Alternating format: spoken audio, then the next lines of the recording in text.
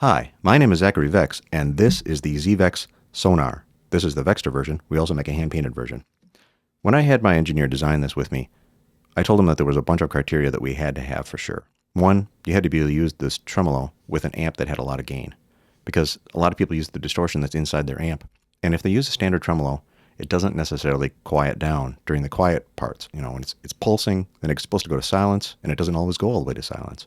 Sometimes you can hear a leaking guitar in the background. We made it with two controls on the output so that it pulls the signal down to ground when it's in the silent parts. And that's a really interesting feature when you're using it with the Fuzz Factory, which we'll see later.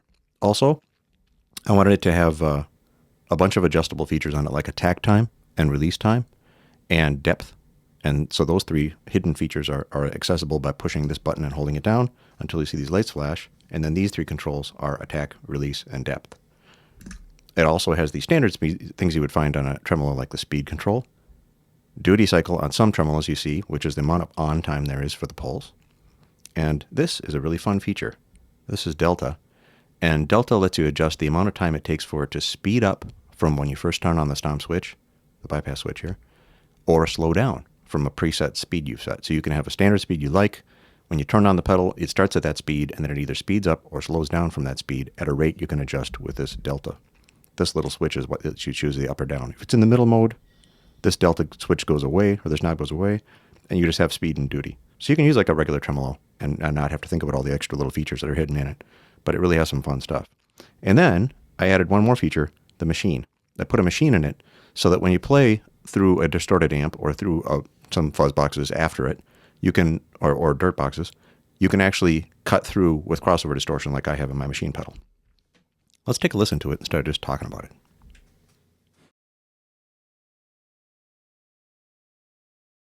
Eric, why don't you play us a little bit of the clean guitar? Here's the Sonar.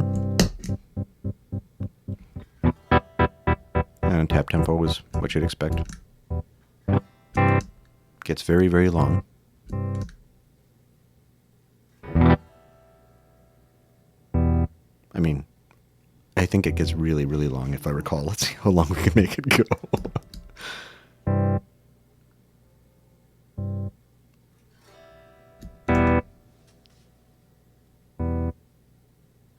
That must be the limit. That must be the limit right there. So that's as slow as it'll go.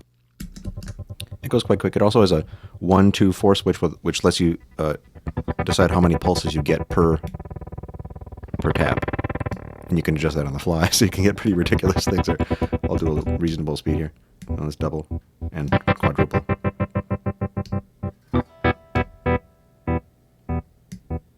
And you can adjust that on stage while you're playing, which is fun. And then the duty cycle is exactly the same. It has exactly the same definition as a pulse width if you're used to that. I just decided to call it duty cycle, and we designed this artwork, and it was too late for us to take that out of there, so that's pretty much what it says, duty. Plus, I just like the word duty. This is how much time it spends on. So now it's on almost all the time for a very short period.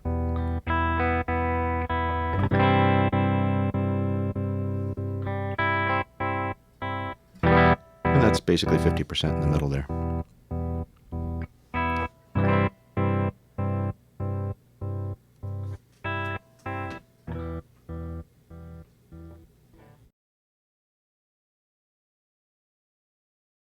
There are hidden features in your Sonar that you can't see in any of the silk-screened control labels on this thing. When you get your Sonar, there will be a sticker on the front with a mini manual that reminds you, and reminds everybody else what those features are for those times where you can't remember. But let me show them to you right now. You hold down the tap tempo button. This momentary switch has to be held down the entire time that you adjust these three controls, which are now attack, release, and depth. We'll try depth first. Right now, the depth is all the way. It goes to dead silence. Let's back it off. Go ahead.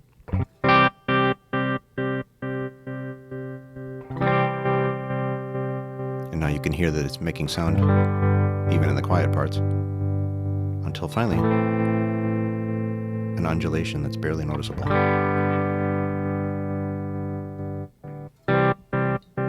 Most of the time you'll probably be using this full depth, but I don't know what you're going to do. Next, let's take a look at attack time. We'll bring the attack time up.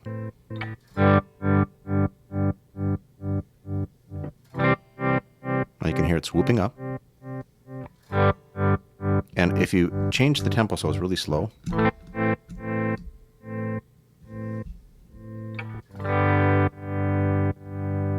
order to get full appreciation for this setting, you have to turn the duty cycle all the way up. That's when the attack time is high. Or low. I'm sorry, when the attack time is long, when it's set to a long attack time. And that's when you turn it all the way to the right. So now I've got the attack time set fully clockwise, and I've had to turn the duty cycle also fully clockwise, so I give it room to swoop all the way up there before it drops. Next, let's try doing it the other way around. We'll turn the duty cycle the opposite way just to make sure it works right away when I do it. I'm going to hold this down until the LEDs blink. We'll bring the attack time down so it's very short, and we'll turn up the release time.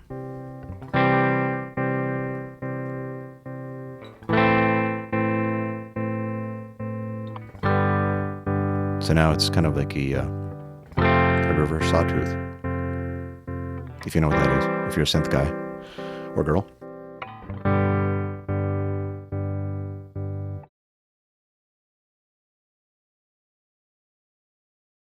One thing I want to emphasize about this is when you hold down this to convert these to the attack and release and depth knobs, you'll see there are two yellow LEDs that are blinking here. You'll notice that this one is blinking quite a bit. And that one's just blinking once. Basically, that indicates that the last time these things were adjusted, this one was set to a pretty high value, and this one was set to a pretty low value. But if you notice this one right here, right now that one is adjusted to what looks like a low value. But that's because I used this to adjust the duty cycle a moment ago. So since this knob and that knob all have dual purposes, you don't necessarily know when you push down this button whether or not the last time you used this knob was to adjust something when the button was down or when it was up. So keep that in mind. At least you get this much information. When you push it down, you can look at the blinking rate, and if it looks like it's blinking fast, it does like 1 time, 2 times, 3 times, 4 times, or 5 times. As you turn it up, you'll see it changes.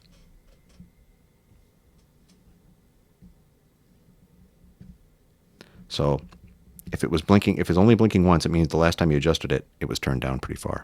So if you're curious about what those settings were, you can always push down this button and hold it.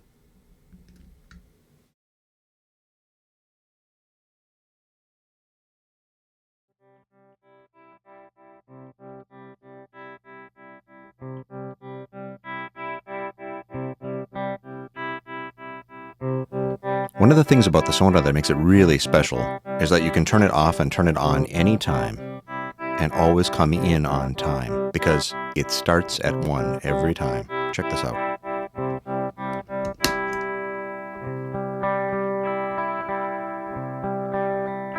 And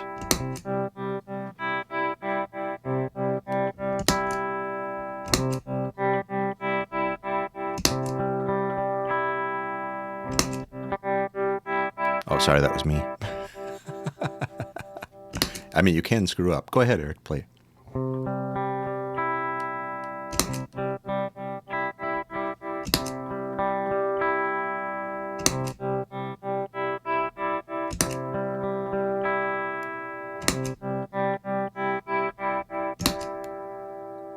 It works.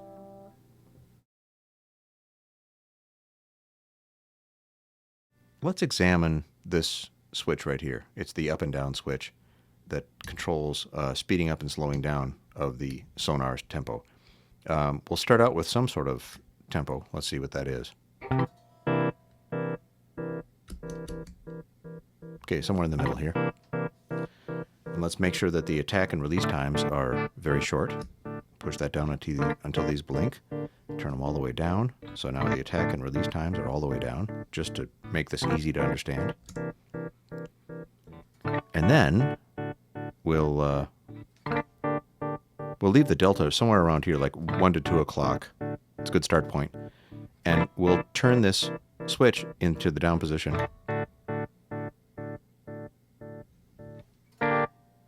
That's fun.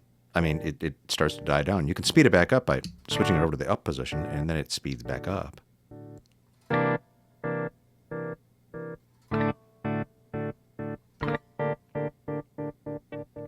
Now, remember that original tempo we had when we started? Let's turn this off and turn it back on. It'll go back to that setting we started with, and it will speed up from there because it's in the up position. And if we put it here, it'll go back to the original tempo when you turn it on and drop down from there.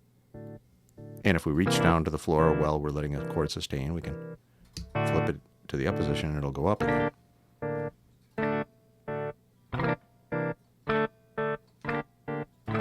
Now, the speed at which this takes place is adjusted by the delta knob. The delta knob is a rate of change knob. You can make it happen faster. Let's flip it this way and turn it down this way. Now it's taking forever to slow down, which is fun. Or we can turn it up and make it happen quickly.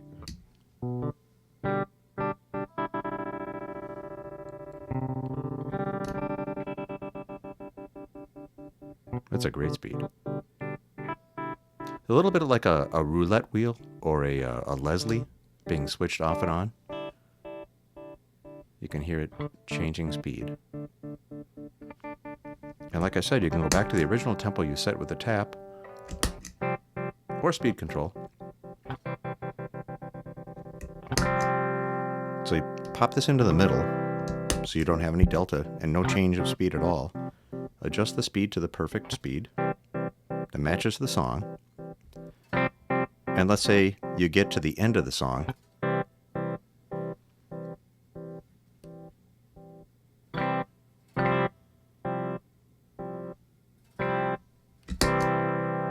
And voila, you end the song on a chord.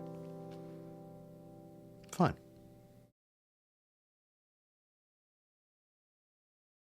The duty cycle can be controlled by the delta controller as well in the up-down switches. And to get to that one, you flip this switch. Oh, unit has to be turned on. That's speed. That's duty cycle. And that's two together. So we'll start by demoing the duty cycle. We'll turn the duty cycle up high, and we'll put the direction this way. It's kind of nice that the knob dot and the switch goes in the same direction for this one, because it's easier to remember that way. And we'll set the delta somewhere around here, reset it, and let's hear a chord.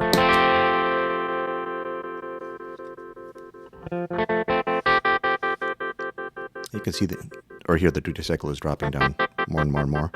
And you can go back the opposite direction by flipping across quickly.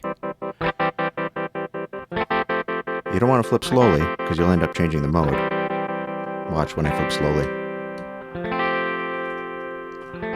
Now both yellow LEDs are on. And I might as well demonstrate that, because that's changing duty cycle and speed at the same time, which is kind of fun.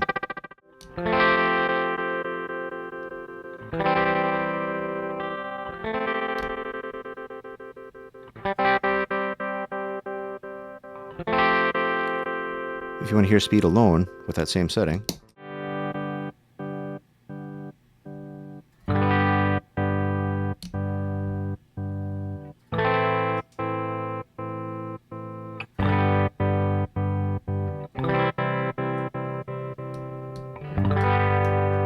I think it sounds better with the duty cycle and the speed being changed at the same time by delta.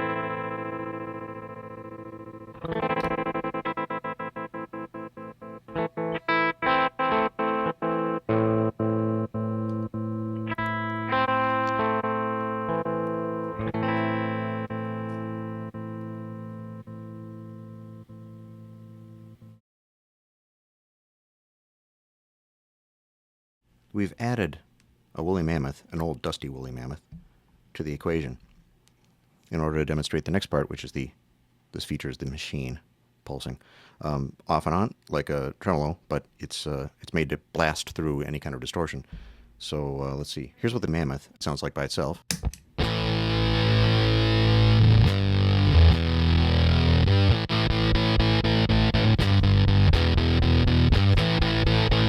And now with machine.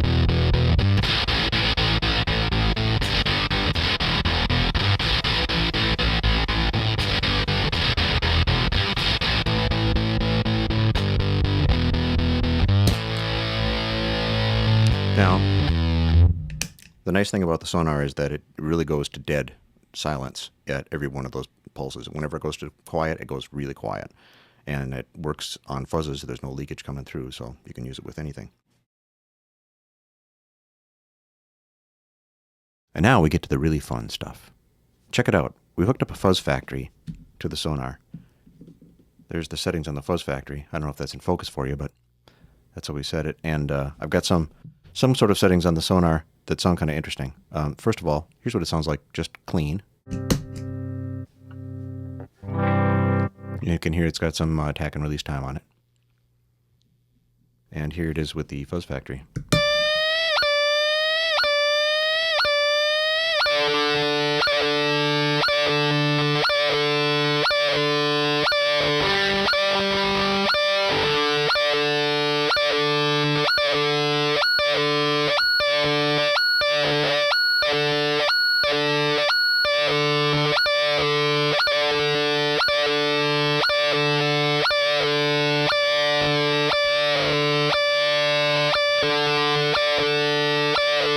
Now, I'm going to turn on a compressor in front of the Sonar.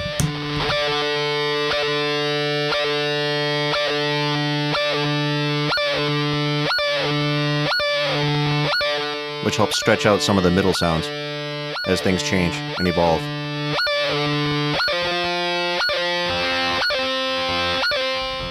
Turn off that compressor, so we're just hearing the Sonar in the fuzz factory. And I'll go into the internal settings here, the hidden settings, and adjust the attack and release time.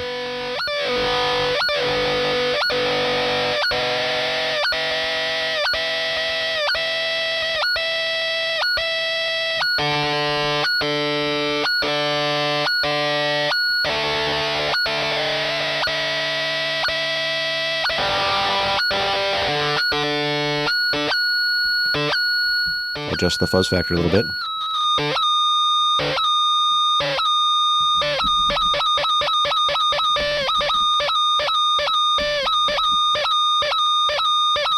So you can hear it changes the fuzz factory sound, the squealing pitch oscillating tone, because the output impedance of the Sonar is changing as it goes through its different states. And so that causes the fuzz factory to see varying input resistances, and that causes the oscillating pitch to change. And there are settings you can get on this that actually sound like crazy disco synth sounds, and it is pretty fun. It's a real blast. Voila, another demo.